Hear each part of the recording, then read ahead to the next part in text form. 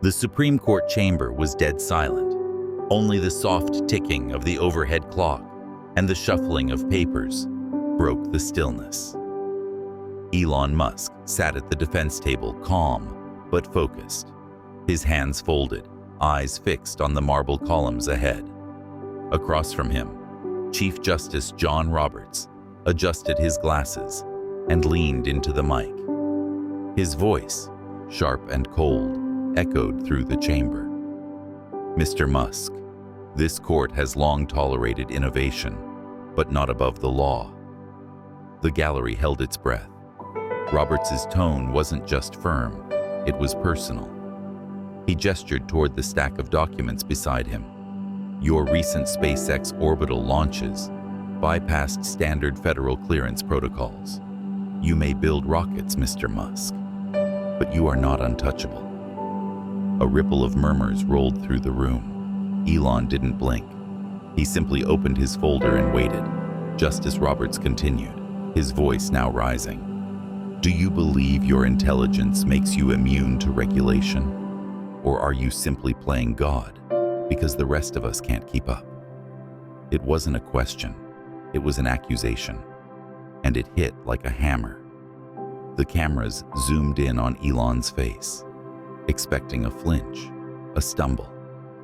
But all they got was this: a quiet inhale, a measured breath, and a reply that cut through the tension like a blade. "No, Your Honor, I don't believe I'm above the law, but I do believe the law is behind the future, and I'm trying to bring it with me." The room froze. Even Roberts paused. Because in that moment, Elon Musk wasn't just defending himself. He was calling the system forward. Justice Roberts leaned back slightly, the lines around his mouth tight. He hadn't expected calm. He hadn't expected clarity. Elon reached into his briefcase, no drama, no flair, and pulled out a sleek black tablet. With a tap, the courtroom monitors came to life. "With your permission, Your Honor," Elon said, voice even, "I'd like to walk you through what this is really about." Roberts gave a skeptical nod. Elon stood, walking to the center of the room like a teacher entering his classroom. The screen displayed a live simulation, Earth from space, satellite data streaming in real time. Below that, readouts of launch trajectory windows, emergency override protocols, and weather-integrated orbital calculations. "This isn't about skipping rules," Elon said. "It's about building a system that responds faster than bureaucracy ever could." He zoomed into a map of emergency satellite coverage. During the California wildfires last year, this protocol rerouted one of our test satellites, giving responders thermal imagery in less than 4 minutes. The standard response time from federal channels was 18 hours. A hush fell over the room. Even Justice Roberts blinked. Elon turned to him. "I'm not breaking the law, sir.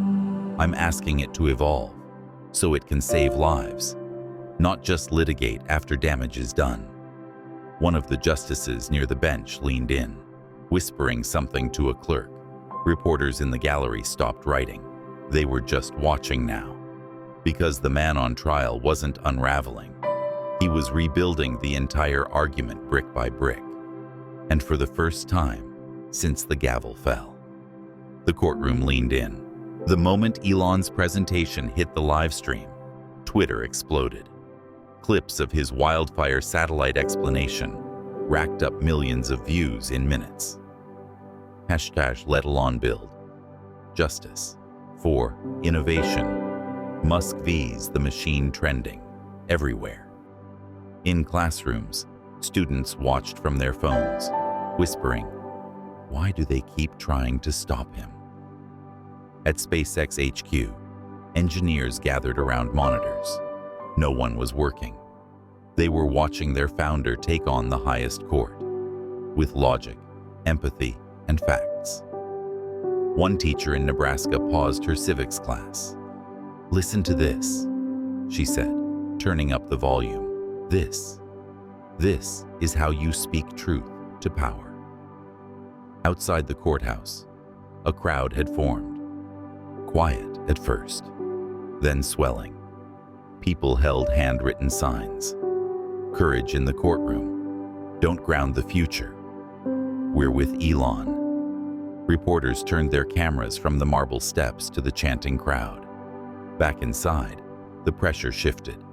Justice Roberts looked out the window briefly, at the people who weren't supposed to be part of this. Then Elon spoke again. This case isn't about me. It's about how fast we're willing to move when people's lives depend on progress.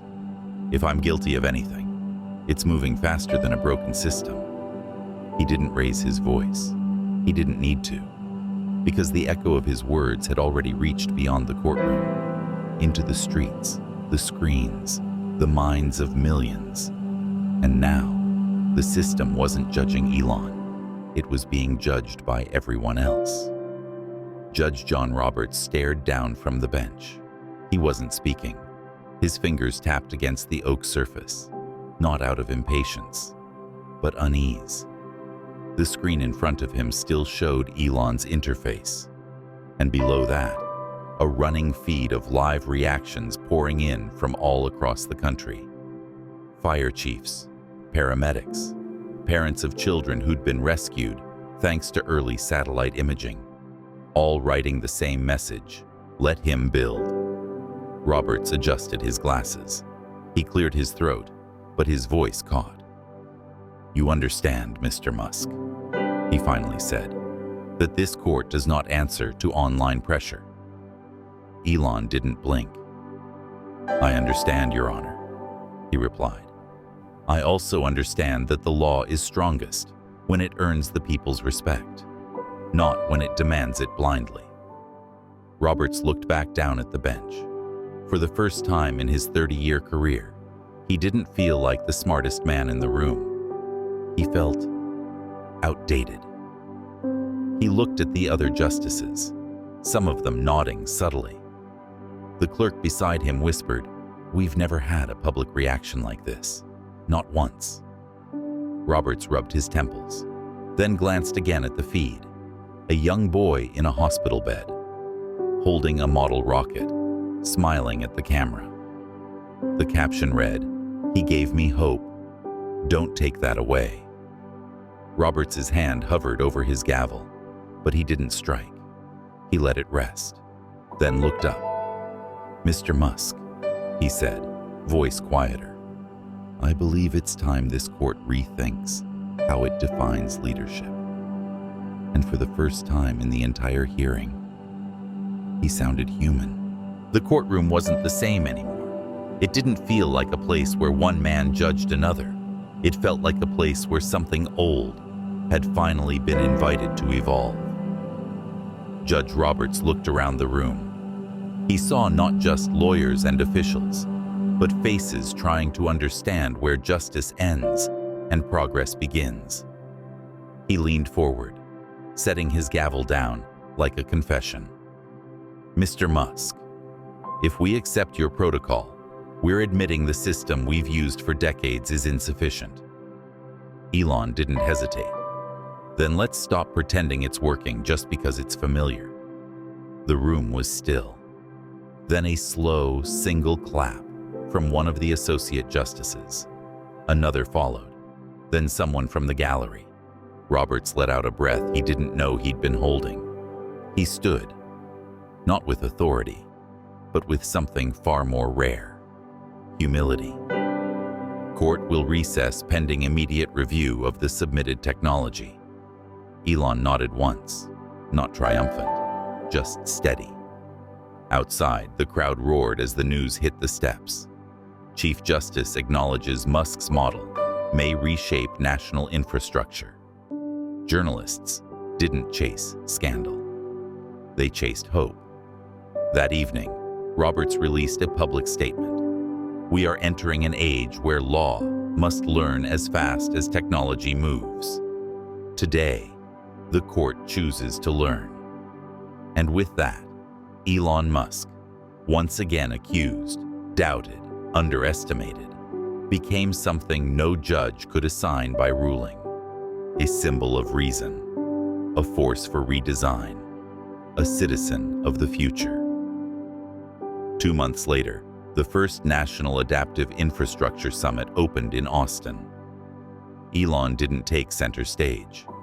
He sat in the third row, wearing a dark hoodie, quietly watching students and innovators present tools built from the very code he had shared in court. One teen unveiled a wildfire early warning system based on Elon's orbital protocol. Another showed a solar-powered AI drone that delivered emergency medical kits to rural clinics. In every project, there was a single thread, inspired by the Musk model. Back in Washington, Judge Roberts, now semi-retired, visited a local community college. He stood before a class of future legal analysts and said, "I once thought the law was the ceiling. Now I see it's the floor we launch from." He pulled a small 3D printed rocket from his coat pocket and held it up. And I was lucky enough to be proven wrong. That night, Elon returned to Boca Chica. He walked along the edge of the launch pad alone, looking up at the vast Texas sky. The stars blinked down, not as a mystery, but as a promise. He pulled out his phone. No press, no post, just a quiet message sent to Roberts. "Still building. You were right to listen." Roberts responded an hour later. "I'm still learning. You were right to speak." And somewhere far above them, a new satellite launched into orbit, coated with the same system Elon defended. Not just hardware, hopeware. And so, he didn't become a hero because he won in court. He became a hero because he invited the world to think bigger. And we said yes.